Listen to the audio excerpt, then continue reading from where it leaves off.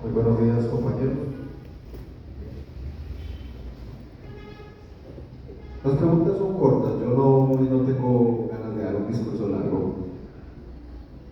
¿Por qué enterramos a escritores como Gabriel García Opongo cuando Gabriel García enviaba cartas a Fidel Castro? Y aquí salía a mandarle cartas a Fidel Castro en Cuba. Opongo, como dices, tuvo una injerencia directa en las investigaciones de las bananeras como Jorge Eliezer Gaitán. Y creo que a nadie, ni a mí, yo soy el más joven de aquí, eso no me lo enseñaron en el colegio. Se enterró eso con la cátedra de historia, eso fue parte de no sé si un fracaso sindical o un fracaso social, algo que ni siquiera se ve ahora implementado ni siquiera por los sindicatos, que con todo respeto y el cariño a los compañeros educadores, yo sé que hacen una labor muy ardua, pero se ha quedado corto en la materia de la dialéctica que se da a los jóvenes, en el aprendizaje, en la mayéutica. Y estos escritores, ¿por qué dejamos que mueran? Esa es una de las primeras preguntas. Yo quisiera una ampliación de los bolcheviques de Maravilla. Del Líbano. Nunca había escuchado de un movimiento bolchevique aquí en Colombia y me gustaría una ampliación si alguno de ustedes sabe, compañeros. ¿Y qué pasó con el PSRS, Partido Socialista Revolucionario de Colombia? Que no es igual al PC. Creo que no es igual al PC. Entonces, si no se ha acabado, ¿cuál es lo que seguiría siendo socialista en Colombia?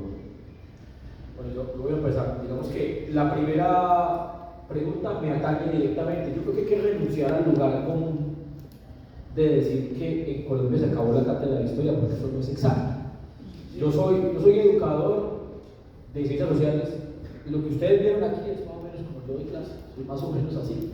De manera que lo cierto es que en la década del 90 se abrazó un enfoque, que fue el enfoque de las ciencias sociales, que es un enfoque, además, si uno lo revisa en profundidad, mucho más avanzado que el enfoque disciplinar exacto de que tiene un área que se llama historia. Yo soy historiador y les digo, si a mí me dicen que lo que hay que volver a los colegios de Colombia es la clase de historia, para aprenderlos de memoria, los nombres de los integrantes de la Junta Central de Cundinamarca de 810, yo digo, no gracias, dejemos así.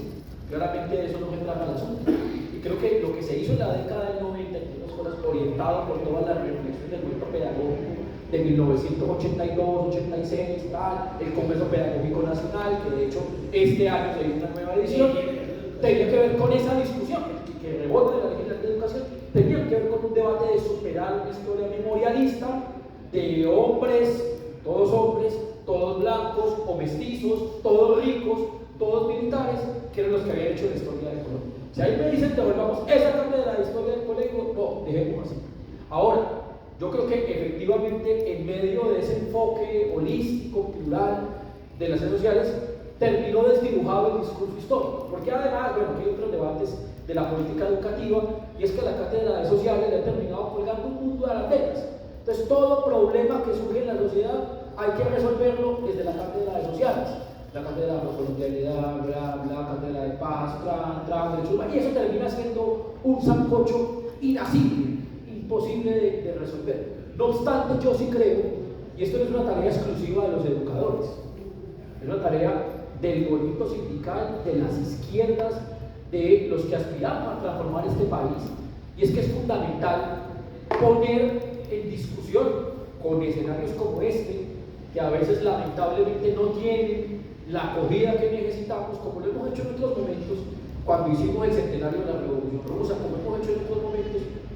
Tenemos que empezar a abrir una serie de discusiones y de reflexiones acerca de nuestra historia y acerca de los acontecimientos centrales que han dado forma a la nación colombiana y a la manera en que las clases populares han luchado y han intervenido en medio de esa discusión. Luego, yo no creo que escritores escritores como García Márquez o Cepeda Zamudio, que de hecho escribió un texto maravilloso sobre las bananeras que les recomiendo que lo pillen, un cuento muy pequeño, o Pombo, u otros, o Vargas Vila, u otros hayan perdido, porque también a veces en la historia tenemos el vicio a veces de la nostalgia. No, es que eso ya no, la gente hace ese tipo de esfuerzos. Lo que pasa es que son esfuerzos dispersos, son esfuerzos pequeños, hay que conocerlos también de mayor profundidad, y hay un montón de experiencias, a veces lamentablemente muy dispersas, de gente haciendo cosas y diciendo cosas muy potentes, muy poderosas, pero frente a las cuales necesitamos, digamos, darle mayor proyección y perspectiva estratégica. Eso sí me parece que es una cosa vital, y yo creo que en medio de todo eso, la educación de los sindicatos, la comunicación, que es un campo que se ha abandonado infelizmente y que a veces tenemos muchas dificultades con él, son elementos cruciales. Eso frente a lo primero. Con el PCR, bueno, con los bolcheviques del Líbano, yo me remito, para no hacer aquí una exposición in extenso de eso, me remito a el ensayo de Gonzalo Sánchez, que es un ensayo extraordinario sobre los bolcheviques del Líbano. Juan Sánchez es libanés, del Líbano, y él maneja un planteamiento, digamos, lo suficientemente interesante y profundo respecto al problema. El PCR fue disuelto en 1930 para que se pudiera fundar el PC. Esto de las bananeras, yo lamentablemente no dejas de explicarlo lo suficiente, sí tuvo un, bueno, sí lo mencioné, pero digamos no profundicé en eso, tuvo un efecto bisagra en la construcción del PCR. Si me lo preguntan, y eso digo con el respeto de todos los comunistas, revolucionarios, para mí los mejores socialistas y comunes que hemos tenido, los tuvimos en esa época. Este era un partido realmente, un partido con un nivel de implantación política, cultural, realmente muy, muy interesante. Como ya decía, no era un partido solamente de dirigentes obreros, era un partido de líderes campesinos, líderes indígenas. Ahora que mucha gente le dice a uno, es que el marxismo nunca habló de los indígenas. No, usted no ha leído marxismo, amigo, porque eso no es cierto. Es que el marxismo se olvidó de la mujer. Dice, no, pues nada más y nada menos tuvieron la vocera política más importante del movimiento socialista, era una mujer. Y no era una, eran un montón. Juana Julia Guzmán, por ejemplo, en la lucha de las ligas campesinas de la década del 20. Entonces, a veces un montón de reclamos que se hacen a posteriori también se hacen desde el desconocimiento de esa historia, justamente, que a veces hemos visto de manera muy superficial. Yo creo que con el PCR termina ocurriendo que después de esta huelga de las bananeras, como decía, el partido se divide en dos alas. Una ala que persiste en la idea de hacer la insurrección armada, que es la que va a intentar hacer la lucha de los bolcheviques del Líbano, y la otra es la que intenta capitalizar electoralmente el descontento. Son dos tesis sobre cuál era el camino para el país en ese momento. Lo cierto es que lo de la bananera sí fue un golpe duro al plan del partido de tomarse el poder, porque en eso, además, el partido había construido unas alianzas con los generales liberales que se suponía que iban a ayudar en la insurrección.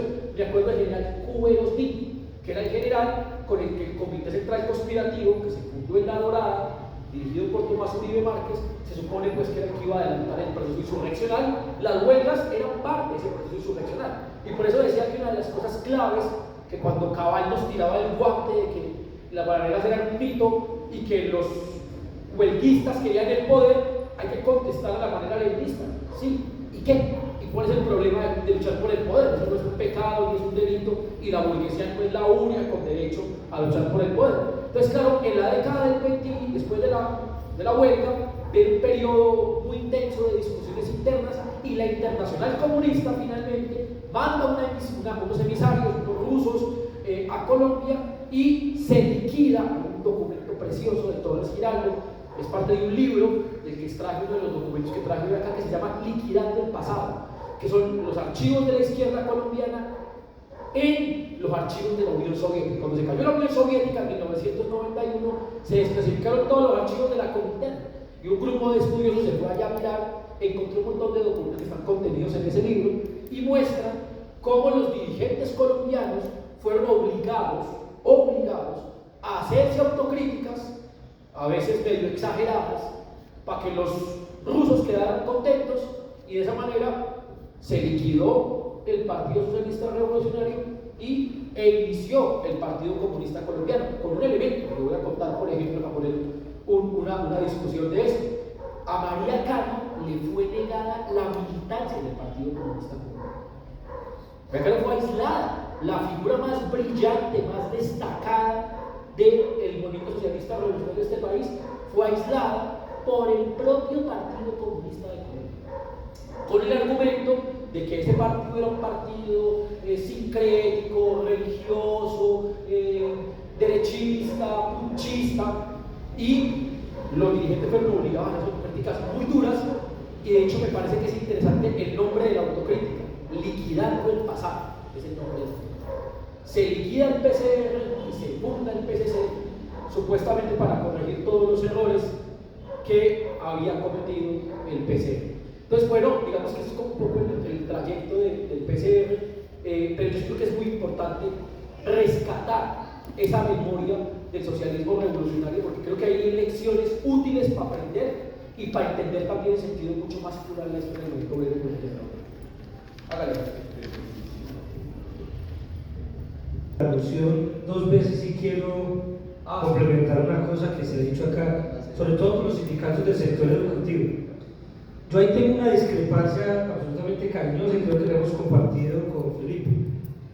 Lo voy a contar con esta anécdota. Una de las personas de la Comisión Nacional para la Ciencia de la Historia, en una conferencia, en la conferencia inaugural de la maestría en Historia, de la cual estoy terminando, dijo la siguiente frase.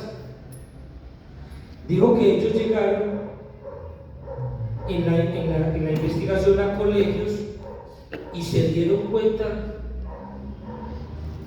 que oiga, sí, profesor, sí enseña historia, sí, que ellos llegaron con un prejuicio y del cual partieron de que no se enseñaba historia y llegaron y que la sorpresa que se llevaron así como esa visión antropológica del universitario que ve los colegios como su objeto de estudio allá con binóculos y ve los ve así desde fuerita. Entonces se sorprendió que porque sí enseñaban historia. Y es que realmente nunca se ha dejado de enseñar historia, porque el énfasis que se hizo en la Ley General de Educación a partir del movimiento pedagógico iniciado en los 90 fue un énfasis de ciencias sociales, pero con una especificidad de historia y de geografía. Y esa es una precisión muy importante por lo siguiente. ¿Por qué es muy importante esa precisión? Porque no es lo mismo ciencias sociales en abstracto, es decir, meter la antropología, la sociología, todas las ciencias sociales, que eso sí termina siendo todo y nada, a circunscribir las ciencias sociales a historia y geografía. Y los que fuimos fruto de esa educación de los 90 para acá, lo que pasaba era que era una sola vaina que se llamaba ciencias sociales, pero si ustedes notan, nosotros tenemos más vacíos en geografía que en historia, porque el énfasis generalmente en ciencias sociales era un énfasis más histórico que geográfico, pero la cátedra de historia y geografía. ¿Con qué yo no estoy de acuerdo? Con que creer que todo se resuelve catedralizando el asunto. Es cátedra de la paz, cátedra de la afrocolombianidad, cátedra de historia, van a meter cátedra de la emocionalidad, van a meter cátedra de las mascotas, yo no creo que eso resuelva el tema por la catedralización, ¿sí? Porque voy a poner un ejemplo. ¿Qué se debería enseñar en religión? Fundamentalmente, historia de las religiones. Y ese no es un problema de la materia ciencias sociales, sino del énfasis que le hace el profesor en religión. Y así en biología, en muchos aspectos de lo que sea del colegio. ¿Qué quiere decir? Para concluir, que si bien creo que hubo una dificultad en la enseñanza de la historia, porque estaba junto con geografía en este último tiempo, tampoco creo que sacarla como cátedra de la historia resuelva el problema. No lo resuelve.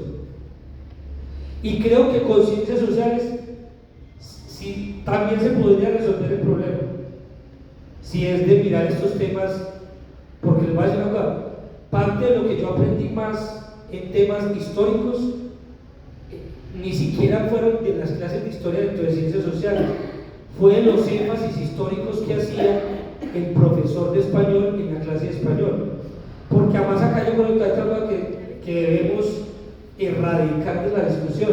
O sea, aquí no se puede ver historia solamente en la clase de historia. ¿Sí? Creo que esa es una cosa equivocada. Esa es una clase equivocada porque a veces se parte que es que el único que tiene que tener esa perspectiva histórica es ese historiador en cuestión de sociales, ¿no? Yo creo que un biólogo sin perspectiva histórica está equivocadísimo. Ya puse el ejemplo de religión, ¿sí? Y así con todas las artes. Yo creo que la crítica que se le hace a los sindicatos frente a eso, yo ahí tengo una discusión, porque yo no creo que sea un problema de los sindicatos, porque los sindicatos han encabezado esa lucha. Sí, yo creo que también tiene que ver mucho porque así está Felipe. Yo les voy a contar una infidencia. Yo soy profesor de historia, pero con quien más ha aprendido historia mi hija es con Felipe, que es profesor de ella en la normal. ¿Sí? Entonces yo sí creo que tiene que ser un trabajo entre la casa, los demás profesores, bueno, en general, de sociedad, más que atribuírsela a los profesores. Y hicieron una cosa para que no se entienda: si se va a hacer la cátedra de historia, pues que se haga. No nos vamos a oponer a eso, o no me voy a oponer, pero no creo que la cátedra por la cátedra resuelva el problema fundamental en los temas de la enseñanza de la historia. Sí, compañeros, el compañero pregunta que qué pasó con el PCR. Del 30 al 60, el movimiento obrero sufrió un descalabro. No quedó partido revolucionario hasta el 65, que las fuerzas políticas lograron reconstruir el partido marxista-leninista en Colombia, que duró hasta el 75, 10 años, que nos acabaron. En el 34, en las elecciones, el movimiento creía que López Manejo era pues, el representante del pueblo, y ahí fue esa fracción del partido, y unos se fueron a las elecciones y los otros mantuvieron, pero sufrió una derrota y un descalabro. El movimiento obrero quedó huérfano de dirección desde el punto de vista político revolucionario, porque el ejemplo de eso es que si cuando el Bogotazo, cuando mataron a Gaitán, hubiera existido un partido revolucionario, otro gallo había cantado. Eso fue un fracaso porque Gaitán, si era de izquierda, era caudillo, pero no tenía esa condición de que la pelea era por instaurar un nuevo Estado, sino por reformas y mejoras, en lo cual hoy refutamos. Las reformas sirven temporalmente, pero eso no es la panacea ni la salvación del pueblo. La única forma de abolir esa superexplotación de la clase obrera es con una revolución violenta, preparando las masas para eso, para la toma del poder, lo que decía el compañero Orlando, la toma del poder, para que alianza obreros campesinos lo elijan todo, porque lo producen todo y lo surten todo. Gracias, compañeros. Sí, a ver, quiero tocar dos de las tres preguntas de manera rápida. La una tiene que ver con hablar de la desaparición de la cátedra de historia. Es posibilitar el discurso neoliberal de Francis Fukuyama del fin de la historia. Pues claro, nosotros no lo repiten, hay que desaparecer las cátedras, la cátedra desapareció, no tenemos historia, no sabemos nada de historia. ¿Para qué? Para que funcione la teoría neoliberal, de que ya todo estuvo acabado, de que no hay nada más que hacer, que el mundo llegó a lo máximo que podía construir, o sea, a tener la genialidad de Trump en el poder de Estados Unidos. Esa es la expresión máxima del neoliberalismo. Pero ¿qué hay atrás de esto? Y cogiendo parte de lo que dice Felipe, ¿qué es más interesante? Saber si el movimiento comunero arrancó en Charalá para llegar a Santa Fe, o saber que las banderas del movimiento comunero decían unión de oprimidos contra opresores. Eso es lo que nos habla, o por lo menos es lo que nos tratan de tapar, porque es una diferenciación de lucha de clases 70 años antes del escrito de Carlos Marx. O sea, es parte de esta historia nuestra propia, donde decimos en toda esa dialéctica nosotros también aportamos carajo. Y lo otro tiene que ver también con esos mismos personajes. ¿Qué es más interesante saber si a Galán lo descuartizaron y mandaron una pata a mogotes, la lengua para cimacotes, yo no sé qué más, o qué contenían los textos de la libertad de los esclavos de Amalek? O sea, es ahí donde está el juego. Yo me acuerdo que en mi colegio, en el Instituto Manizales, tampoco les voy a decir cuándo, parte de eso era lo que 63 los maestros de historia y nos ponían a leer ese tipo de textos.